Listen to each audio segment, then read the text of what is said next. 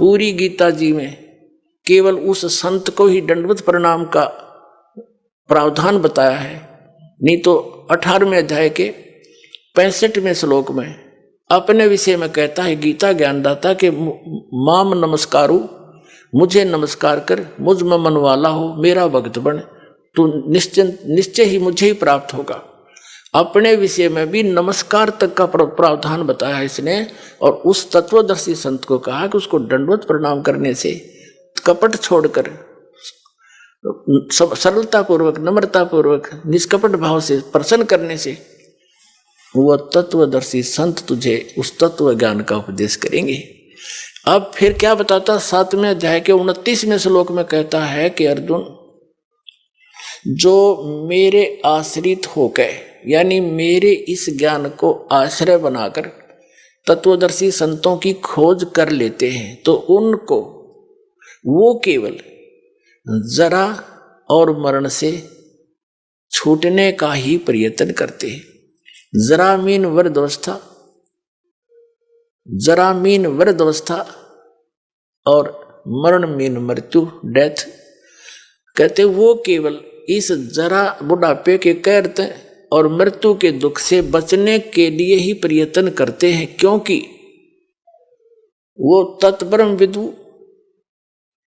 कर्षणम कर्म चाखिलम, तत्परम विदु और कर्षणम अध्यात्म च अखिलम कर्म, वो सभी कर्मों से और संपूर्ण अध्यात्म मार्ग से और तत्परम से वो पूर्ण रूप से परिचित होते हैं, और वही केवल जरा और मरण से छूटने का प्रयत्न करते। इसका सीधा सा अर्थ है कि जो साधक संसार की अन्य किसी वस्तु की इच्छा मन में नहीं लेकर के केवल अपने कल्याणार्थ यानी जरा और मरण से छूटने का जो प्रयत्न कर रहे हैं, तत्ब्रह्म विदु उस परमात्मा को जानते हैं, जान चुके हैं तत्ब्रह्म को, और सारे अध्यात्म से परिचित हैं, ज्ञान से और सब कर्मों से वो परिचित हैं, इसलिए वो विष फांकते नहीं। उनको जहर दिखाई देता है, किसी से रिश्वत लेना, ये करना, वो करना। जैसे किर का जहर का रंग होरी हो,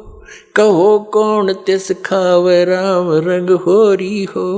अगर तो होरी माने खुशी, जैसे होली बनाते हैं अपने हिंदू धर्म में,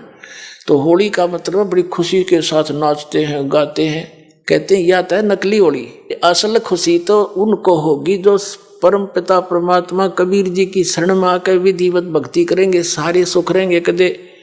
आनी ना हुए।